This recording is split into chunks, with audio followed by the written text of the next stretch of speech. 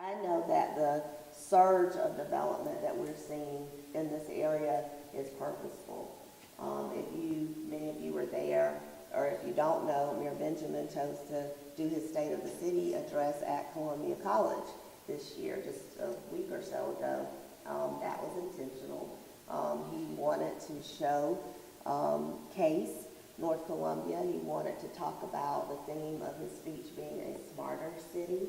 You'll hear Mr. Davis and Mayor Benjamin often refer to the need for it to be a seamless city and for us to move all of that growth. And I talk about it being like the spokes in a bicycle wheel. You know, you've got City Center and you've got all the wonderful things that have happened in the Vista and Five Points and the core downtown. But we have to continuously make sure that those spokes in the bicycle wheel span out to the surrounding communities. And that's what's happening with North Columbia, without a doubt. And let me just talk about, as our Envision Columbia goals for our strategic planning that City Council's gone through would dictate that we do as staff. We try to make sure the projects that we push are in line with those goals. A couple of those goals that are particularly evident with what we're seeing happening out here relates to affordable housing, workforce housing, plan development, making sure that we hear you all when it comes to the growing pains that come along with all of that growth and development. So retail and commercial development in North Columbia is something that remains on the forefront of everything that we do. I mean, literally every day. There's not a day that goes by that I don't have a conversation in some aspect about projects or development or streetscaping that's going on in this corridor. I get my hair done in North Columbia. I have for years, since I was a little itty bitty girl. And I was trying to get to an appointment one morning. This is a true story. And I was coming off of 77, and then I was trying to make the left out of the hospital. And I was like, hold on, what's going on? Couldn't do it. The railroad that morning, I mean, it was ridiculous. I was like, well, did anybody tell the city that we were going to have to deal with this with the railroad? And I know they have to do what they have to do too, but it's about communication. And so I got on the phone and I was talking to folks in the city, and they were like, they didn't tell us the time frame of when they're doing what they're doing. Okay, well, we have the streetscape going on. So what's going to happen when you've got railroad needs being taken care of that I know they have to do, and the city and DOTs moving forward with the streetscaping? Major congestion, clog, detours. So those are the types of things that I appreciate hearing about from you all as you're living it and breathing it and seeing it. We try to be ahead of it, but there are times when there's some monkey wrench thrown in there and we may not have gotten the information from a related entity or whatever might happen. So continue to be our eyes on the ground for things like that. And you know Mr. Davis is going to call. So, like right when I was calling, he was on the emails and the texts doing the same thing. So we all have to work together, and that's how we get it done. A couple of key things that y'all probably already are aware of completions that I think are worth noting. The Lenore Ryan University opened their Health Sciences Center on North Main Street. I think 32 students are matriculating through an occupational therapy program. That's amazing. You know, that's real good jobs that potentially will be available, training for students who will have real good jobs in that field. The new building represents continued growth for Lenore Ryan in the field of health sciences and signifies a strong partnership between the university and the community. So they've invested here. That means they want to stay here and grow future leaders in the medical field. The South Carolina United has built 3 soccer fields and 2 stadiums at their Monticello Road complex. I don't know if y'all seen that. I mean, when you're like a track mom like me, or soccer mom, or in that age, you kind of know about these things when you're raising kids and having to take them places on Saturdays to play ball and all. So we might know about it, but others may not. And so I think that's a wonderful thing to point out, that a soccer field, 3 soccer fields, 2 stadiums off Monticello Road near the Interstate 112 Sunset Boulevard will allow our Columbia residents to come into this area and host major national tournaments. So even national people across the nation will be coming here. Gable Oaks, through the Columbia Housing Authority, has made improvements. 200 units were improved with new flooring, cabinets, countertops, appliances, lighting, and air conditioning. The building that was damaged by fire for a long time, I think many of us have probably seen it there and like, when is that going to get done? But that was completed. So those are some more noteworthy completions. Some new developments on the horizon. The Azarus at Heritage Creek was announced by the Eau Claire Development Corporation. I see Reverend Dozier here, and thank you, sir, for being here. That was back in November. It's an 80-acre development, including commercial, residential, and retail space on Mason Road. The Old Sam's Club on Sunset Boulevard has been purchased by Palmetto Health. A hospital has indicated the building would be used for their future development needs. So we're hoping that brings more positive traffic and growth, and the need for other things like food establishments, pharmacies, retail. And Felicia Maloney's here with the Columbia Empowerment Zone. Please join us. We're very excited about the groundbreaking for the veranda at North Main. That'll be held on February 19th at 11:30 a.m. So Sabrina, want to make sure you help remind everyone to attend. Developers are planning a 58-unit affordable housing apartment building for seniors to be constructed at 3730 North Main Street, and they'll be ADA compliant, and 2 of the units are for the hearing impaired. So it's very noteworthy, because we know that our senior population is very important. They have needs and want to have wonderful places to live and play as they age, and they want to, we're finding, be more immersed in city center and the surrounding communities.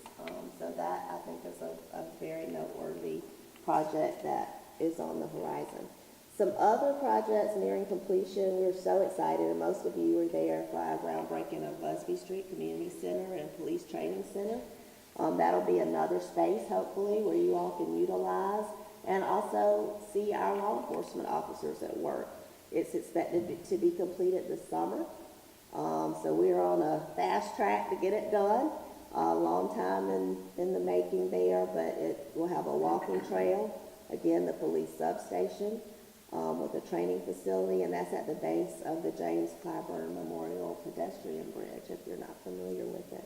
That was a partnership between our Parks and Recreation Department, our Police Department, Columbia Empowerment Zone, Department of Engineering and Public Works. So all city departments have come together on that facility with funding provided by the city and the U.S. Department of Housing and Urban Development. The space, like I said, will have the walking trails, open space, an acre of open space, a playground, plaza, shade trees. Am I missing anything, Mr. Davis? We've heard from you all about that facility for a long time and what the community wanted to see there. So our architect has done a great job of trying to incorporate all of those things. And again, the community center will have office space, a conference room, recreation area for the community's use. The substation will have workstations and state-of-the-art technology as well. Hyatt Park, there's Mr. Jamie Nelson. We have for a long time, treated Hyatt Park, or thought of it as a jewel to this part of the community. We have to treat it that way. You know, we have to continuously maintain it and make sure that it has the improvements that it deserves for our children, for our seniors, for families. So the plans are underway for Hyatt to be, again, considered one of Columbia's gateway parks. Some of the planned upgrades include grassy areas, picnic tables, a stream, daylighting that, baseball diamonds, a community center again there, amphitheater, splash pad, and a new playground. So we are really looking forward to those improvements for Hyatt Park. And Mr. Davis, I must say, has, every budget year, he's like, no, do not touch the money for Hyatt Park. So it's there, we've added to it, and we're moving forward with that. So that deserves a clap.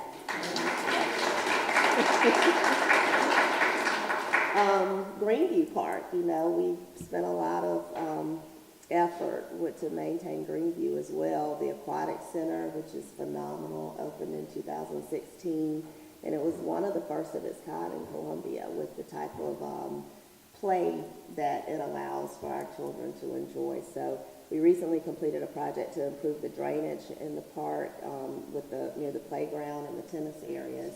So, this is a big undertaking when you've got a system of parks like we have, and it's not cheap, and we do have to plan for it.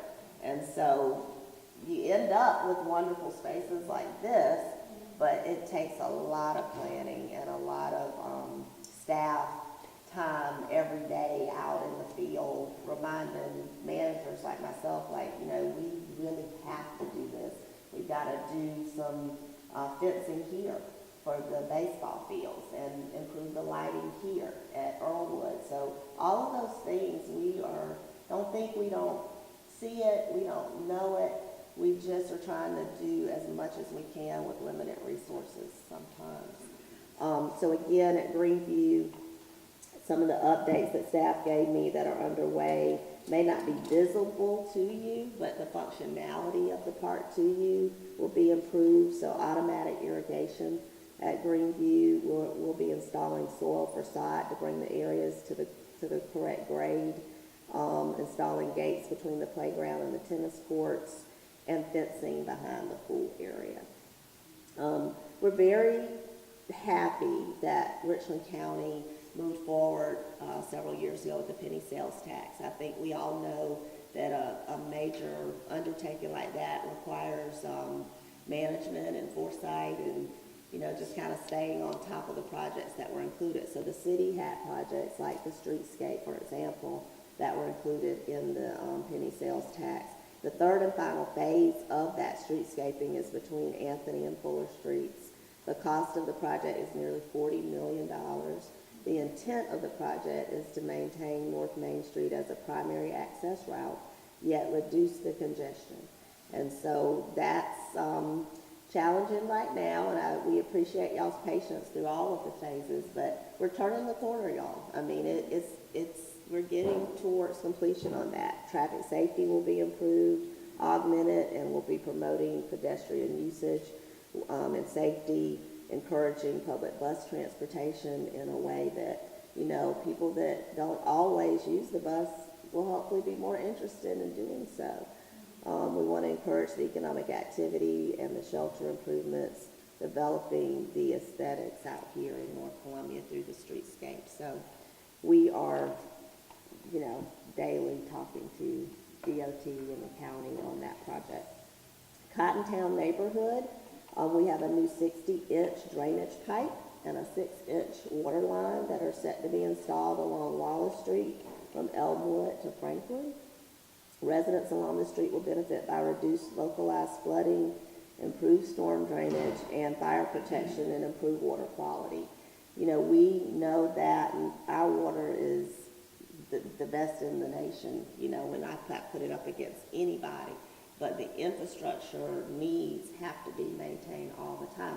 And just because in some of our areas, we hear these stories about yellow water, that's when we will never allow residents to not have the correct water quality. But sometimes because of years and years of the type of pipes that have been in the system and us trying to get to them as soon as we can, then you have that color that comes out. But these type projects are what's going to fix all of that. And so we're working really hard and really fast as we can to get them done. We've had, with the weather in the last several weeks, I'm not going to tell you the amount of breaks because it would alarm anybody, but our folks have done a yeoman's job of being on top of those. It's nothing like we've ever seen. So when people say, environmental things, I don't believe in it, I don't know, it's real. The weather we face has a lot to do with how nimble and quick we can be to make repairs and stay ahead of those things, but we're seeing it more, and so we know that we've got to do things to be proactive. So I'm hopeful that these drainage pipes and water lines are going to help with that. But that's a $6.4 million project in Cottontown, and it's expected to be completed, Mr. Davis, in the spring of 2019. The Earlwood neighborhood, we're improving fire protection and water quality along Broad River Road and the railroad line south of Beaufort Street and Lakewood Avenue east of Lucius Road. And this is an $800,000 project underway with construction to begin next year. One more, Harlem Heights. And we have to thank Senator Scott and the legislature and many others who worked with Mr. Davis several years now to continue this project, but we did get $100,000 more money committed. It was actually vetoed by the governor, but our lobbyists worked with Senator Scott and others in the legislature to get that overturned. So we will be getting a little bit more this year to keep the project going.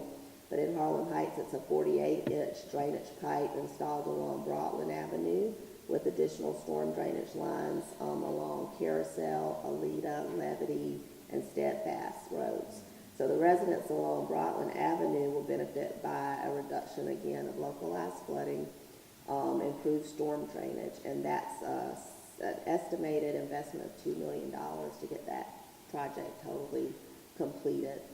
So you've already talked about Sabrina and they've introduced themselves, but I just wanted to let you know that we're keeping up too with the new businesses in or relocating to this area. And I don't ever want to leave anybody out, but I'm just going to list some of them that I know about: Carolina Imports Furniture, Cromer's Peanuts, the Copper Barn, Curiosity Coffee Bar, Cottontown Brew Lab, Durr Kitchen, Bicklin Pharmacy, Inda Coffee Company, Lamb's Bread Vegan Cafe, Pelican Snowballs, Studio 2LR, Vino Garage and Wine Shop, and the Warmouth Restaurant. I mean, that's pretty doggone good. I think y'all need to clap for that. And I think, as Mr. Davis said, if you look at just that list, and I'm sure there are others, I mean, that's a diverse type of industry represented. There's to get your pharmacy needs, your coffee in the morning. I mean, bring your kids to have some Pelican Snowballs. My daughter's always looking for a Pelican Snowballs. That's significant. And I love eating at the Warmouth Restaurant. I'm due to go back. And Lamb's Kitchen, Lamb's Vegan Cafe. It's really nice to see the growth. But we know we have to stay on our toes to make sure it continues. And, you know, Mr. Davis talked about it. I'm talking about all the new businesses coming in and the seasoned businesses who've been here and put the time in. I also will just say, and I know Ms. Nelson has helped us with this, but if there are people who need to go or they're not doing what they're supposed to do, we need to help y'all with that too. And so from a code enforcement perspective, we're learning every day. And I know just a few weeks ago we had an issue, and our police department through code enforcement got on top of it, but I think that it was you all calling and saying, look, well, how is this allowed to be going on for this long?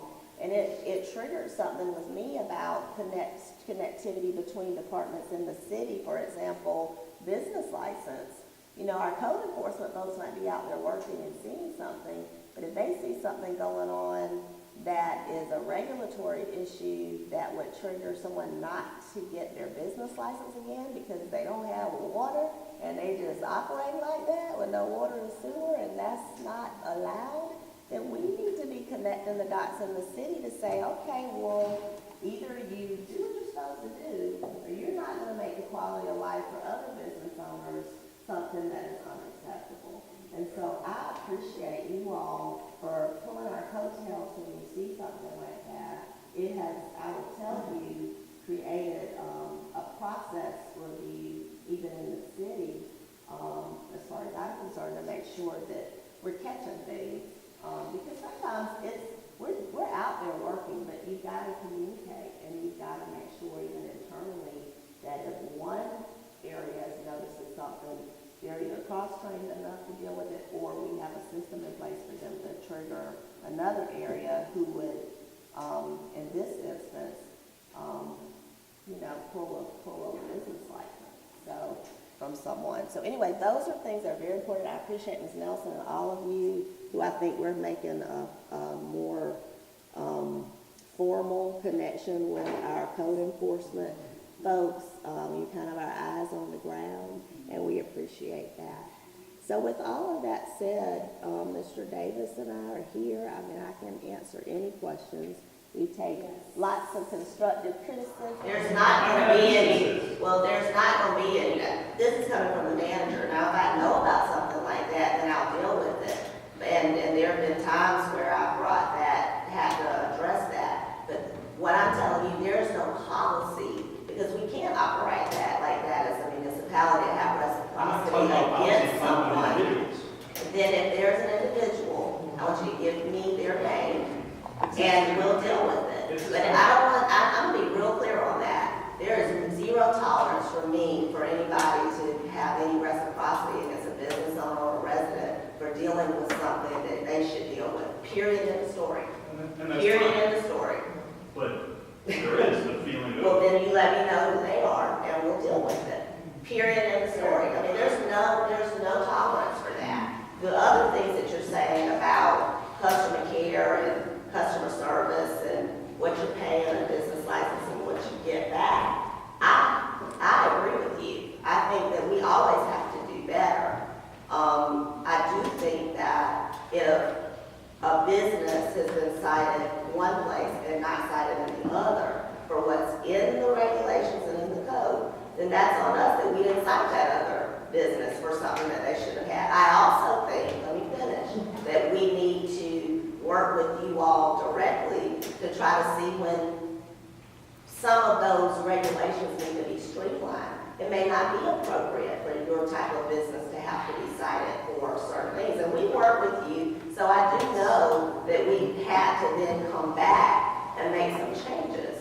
But the point of the matter is, if you feel like there should be something looked at from a policy standpoint and make changes for the certain type of businesses, then that's what we need to do. I think what Doug's trying to get to is that what we're hoping that you will do is you will go back to the code enforcement people that work for you and make sure that you make them understand what your policy is. We know that Sam loves our businesses. If we ask Sam for help, he'll jump in and help. And I'm sure if I called your office, you would jump in and help. The problem is what Doug is trying to say is, can you make sure that you're pushing what you're saying and what you believe down the chain of command to make sure they understand what Sam is trying to achieve and what you're trying to achieve and what the mayor is trying to achieve. Because there is a disconnect. I'm a payroll service, so I deal with a lot of small businesses. And I hear it a lot, like, I was just trying to, serve coffee, or I'm trying to open a restaurant. And it just seems like it's, a delay. Every time you delay somebody, that costs the business money. And that falls against the business plan. And the banks look at you kind of funny, like, well, you were supposed to be open 6 months ago. I know, but, they told me I needed this kind of food, and I did what they told me, and then they came back and they said, no, that's not what we said. After the plans were approved. After the plans were approved. So I don't think that, we're not attacking you. It takes a lot for me to feel attacked. Yeah, but I guess what they're trying to say is, can we make sure that from the top that culture is, if you need to pull them all into this room and say, hey, let's talk to business owners and let's make them understand. Because at the end of the day, small businesses bill taxes. Taxes pay people's salaries in the city. It all works together. If we all work together, it's all going to be better. And that's what we're here to talk about. So not from your level, but start pushing that philosophy down a little bit. Yeah, but let me say this to you from my level.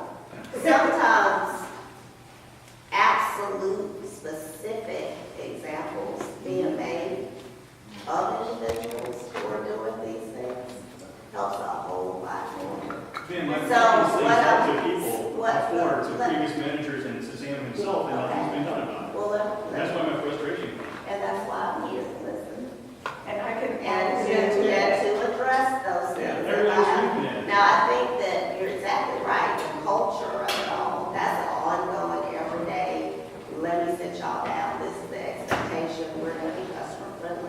But if you do have bad apples in the bunch, we have to weed them out. And I have to know that with clarity when it's happening, how it's happening, who it is. And I have had times where I have known that, and you're right, we come back and we try to deal with it.